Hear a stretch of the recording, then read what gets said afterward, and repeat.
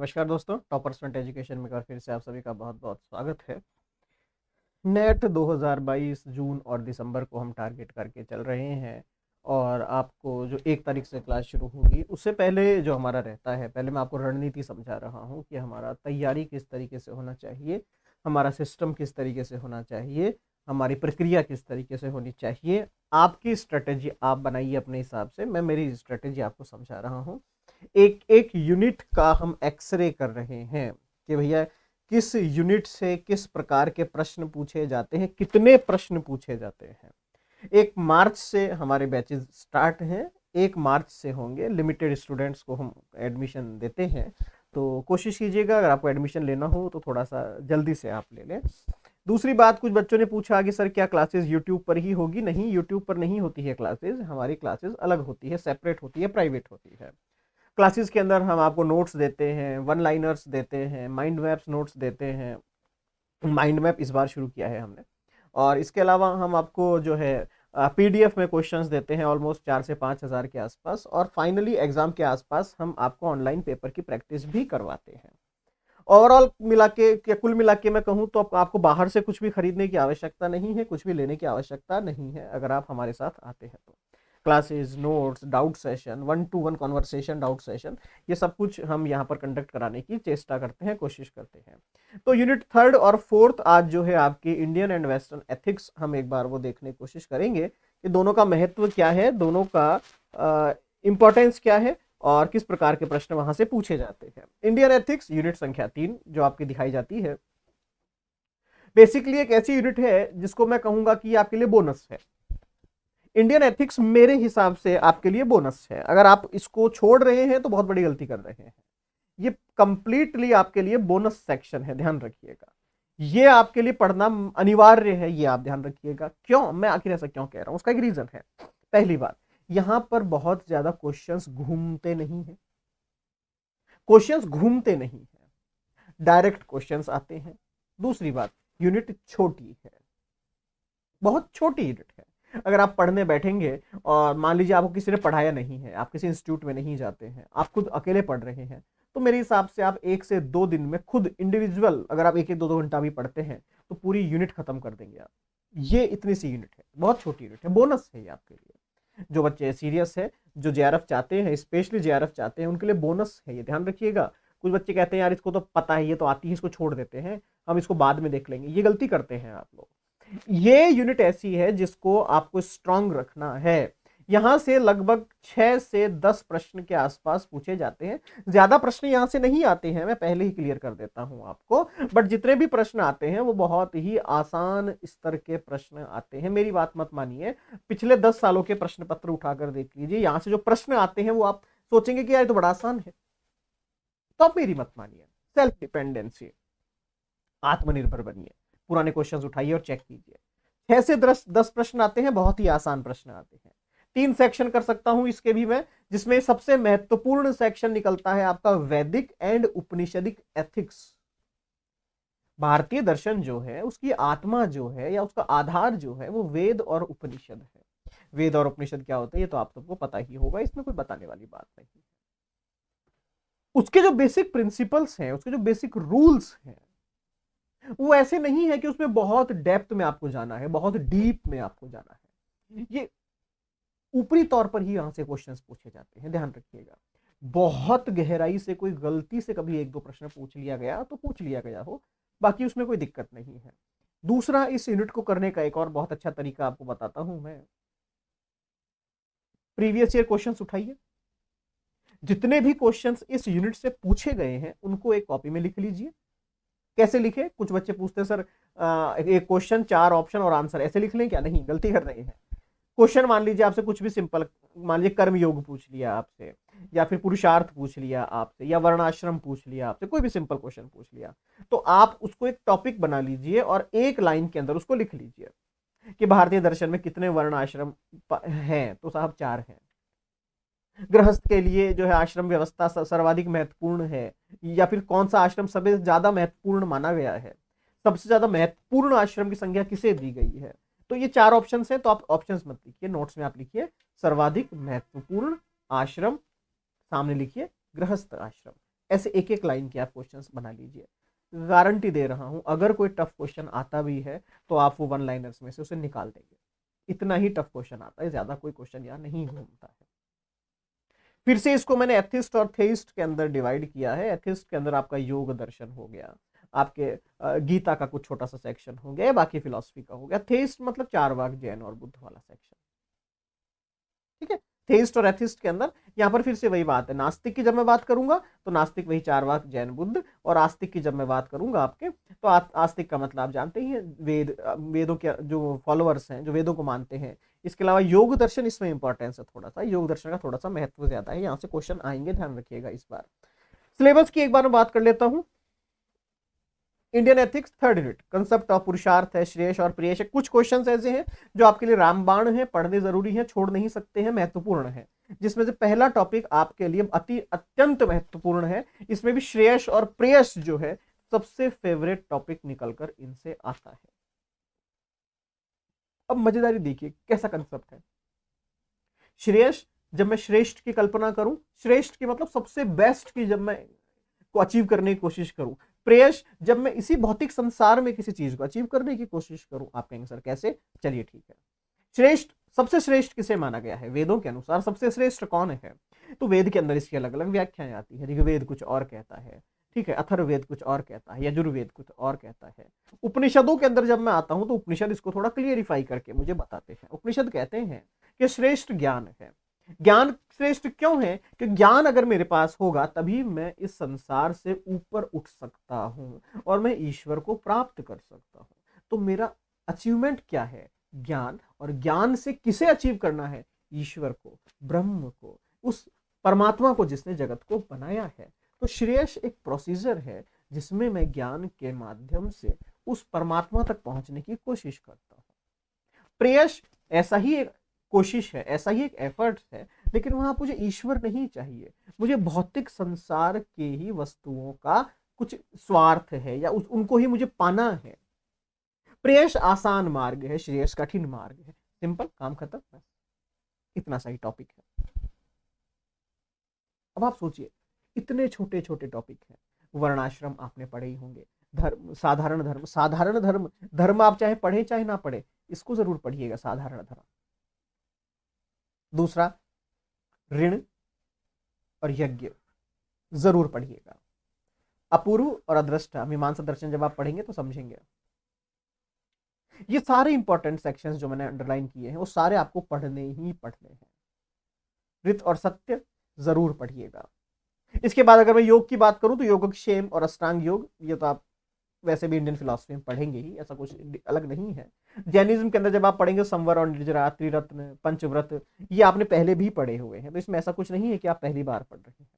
Buddhism की बात करेंगे तो उपाय, कौशल, ब्रह्म विहार, ठीक है, मैत्री, करुणा, मुदिता, उपेक्षा, बोधिसत्व, ये कुछ हो सकता है कंसेप्ट आपने वहां नहीं पढ़े हो तो आपको यहाँ पर पढ़ने पड़ेंगे। ये सारे के सारे कहीं ना कहीं आपके एक्सरसाइजेज हैं। बौद्धिस्ट फिलॉसफी इनकी एक्सरसाइजेज करवाता है कि ये आपकी डेली प्रैक्टिसेस का काम है, डेली आपको इसका नित्य अभ्यास करना है इन चीजों का। हम कैसे विनम्र कैसे हो, हम लोगों से बातचीत किस प्रकार करें, हमारा व्यवहार कैसा हो, हमारा स्वभाव कैसा हो, ये सब इसके अंदर बेस्ड है सारे के सारे। और फाइनली चक्रवार का सुखवाद, कि चार वार का सुखवाद क्या है, चार वार सुखवाद की बात क्यों करता है, प्रश्न नहीं आता यहां से, ध्यान रखिएगा। रेयरेस्ट चांस है कि चार बार का सुखवाद पूछ लिया जाए, अदरवाइज चार बार का सुखवाद नहीं पूछा जाता है, ध्यान रखिएगा, पहले ही बताता हूं।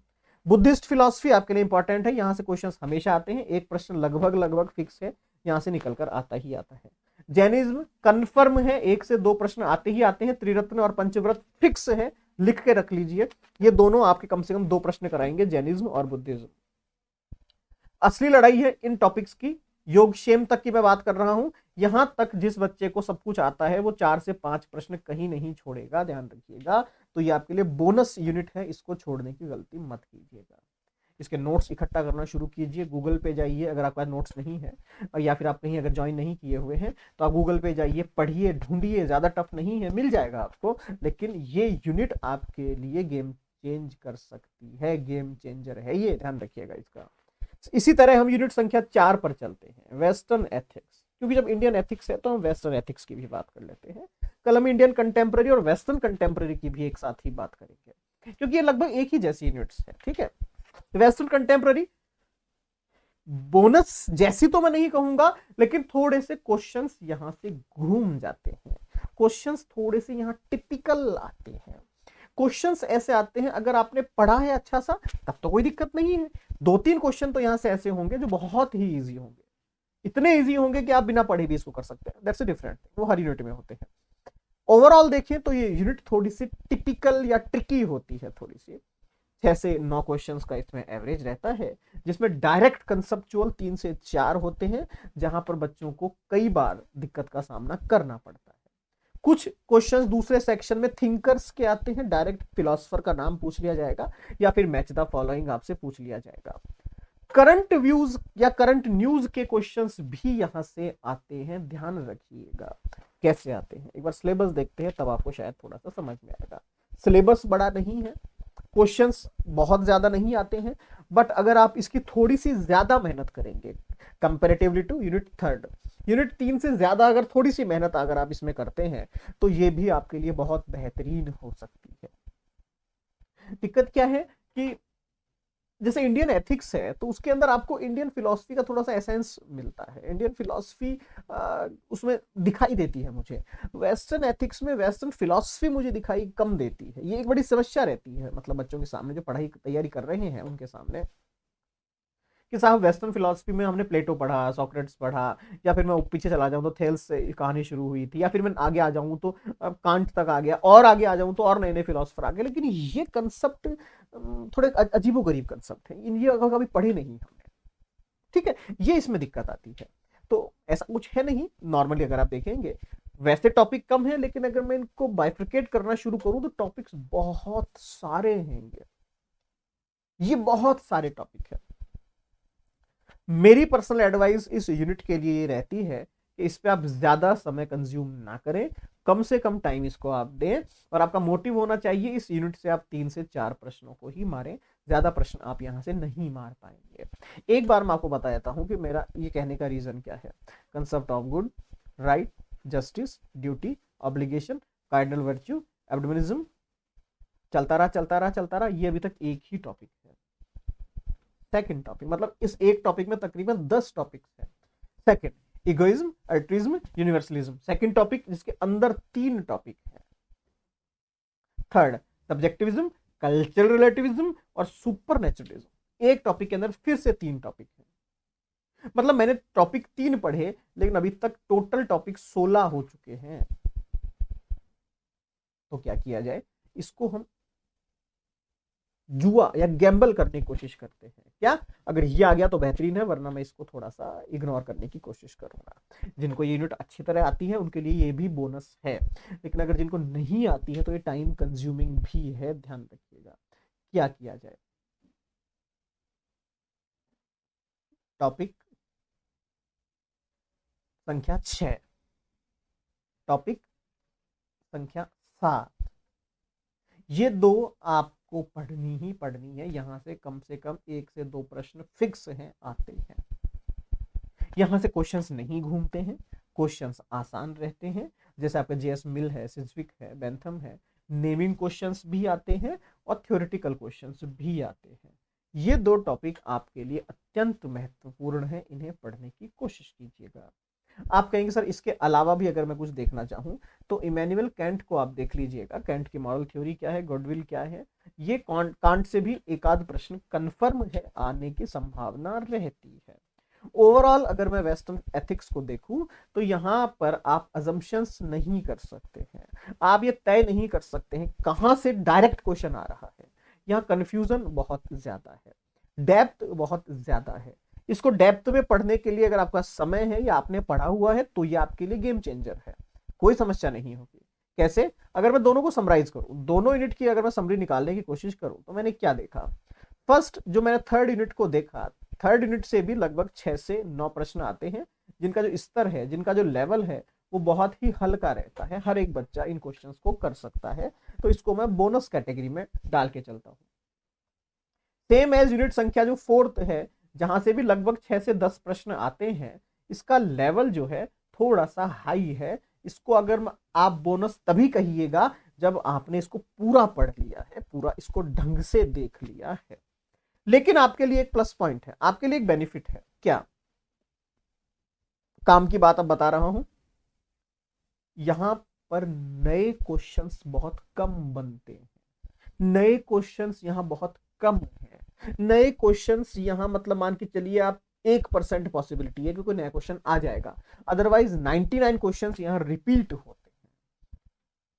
काम की बात बता रहा हूं, 99% क्वेश्चंस यहां रिपीट होते हैं। तो क्या करें, ज्यादा कुछ मत कीजिए, पिछले 15 साल या मैक्सिमम 10 साल जितने आपके पास पॉसिबल हो, मैक्सिमम जितने पॉसिबल हो उतने साल के क्वेश्चन पेपर्स उठाइए, वेस्टर्न एथिक्स के टॉपिक्स को एक कॉपी में नोट डाउन कीजिए और फिर चेक कीजिए क्या उस टॉपिक से कौन कौन से क्वेश्चंस पिछले 10 सालों में पूछे जा रहे हैं। और फिर आप देखिएगा, आप देखेंगे कि फिक्स क्वेश्चंस है, फिक्स टॉपिक है, क्वेश्चंस घूमते नहीं है। तो आप आसानी से उन क्वेश्चंस को अगर इकट्ठा कर लेते हैं तो आप 5 क्वेश्चंस कहीं नहीं छोड़ेंगे। ओवरऑल 15 से 20 क्वेश्चंस इन दोनों यूनिट से मिलाकर पूछने का एक रेशियो हमेशा रहता है। नंबरिंग की अगर मैं बात करूं तो यहां पर चूंकि ये इजी यूनिट्स हैं तो गलती की संभावना ज्यादा होती है, ध्यान रखिएगा। जो यूनिट ज्यादा इजी है वो ज्यादा गलती करवाती है आपसे, क्योंकि हम थोड़े से भावनाओं में बह जाते हैं, अरे ये तो मुझे आता है मैंने लगा दिया, घर जाकर पता चलता है अरे यार ये क्या लगा दिया। तो जितना आसान रास्ता हो उस पर उतना ही संभल कर चलना चाहिए, ध्यान रखिएगा। जिन सड़कों पर स्पीड ब्रेकर नहीं होते हैं ना, वहां पर स्पीड आपकी ऑटोमेटिकली कम होनी चाहिए, क्योंकि एक्सीडेंट के चांसेस ज्यादा होते हैं। तो जिन यूनिट्स को आप इजी मान के चलते हैं वहां पर आपको सोच कर समझ कर आंसर लगाना चाहिए, वरना गलती की संभावना मैक्सिमम होती है। ठीक है, तो यूनिट संख्या 3 और यूनिट संख्या 4 हमने देखी। अभी तक हम 4 यूनिट लगभग देख चुके हैं। 4 यूनिट का मतलब मैंने कल भी आपको बताया था, ऑलमोस्ट हम 40 से 50 क्वेश्चंस के बीच में पहुंच चुके हैं। 40 से 50 क्वेश्चंस मतलब ऑलमोस्ट मैं मानूं कि 40 टू 50% पेपर हम की कवर कर चुके हैं। 50% पेपर और बचा है आपका, जिसके अंदर अगर आप देखेंगे इंडियन और वेस्टर्न थियोरेटिकल है, इसके अलावा आप देखेंगे कि इंडियन और वेस्टर्न कंटेम्प्रेरी है, इसके अलावा आप देखेंगे आपका एक लॉजिक का सेक्शन है और एक आपका अप्लाइड फिलॉसफी का सेक्शन है। ये 6 यूनिट्स और बचती है आपकी, और सेक्शन वाइज करूँ तो 4 सेक्शंस बचते हैं। एक सेक्शन सोशल पॉलिटिकल फिलॉसफी, एक सेक्शन कंटेम्प्रेरी फिलॉसफी, एक लॉजिक्स और एक आपका अप्लाइड फिलॉसफी। 4 सेक्शंस, 6 यूनिट और आपकी रिमेनिंग रहती है। देखने की कोशिश कीजिएगा, हमने 4 यूनिट करी है और लगभग 50% पेपर कवर हो रहा है।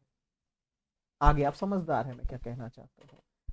मेहनत अगर आप इन 4 यूनिट पर ही पूरी कर देते हैं तो मेरे हिसाब से अगर फर्स्ट पेपर आपका एवरेज है और यहां अगर आप 80-90% मार्क्स भी ला रहे हैं तो आपका नेट तो आसानी से निकल जाएगा, नेट में दिक्कत नहीं आएगी।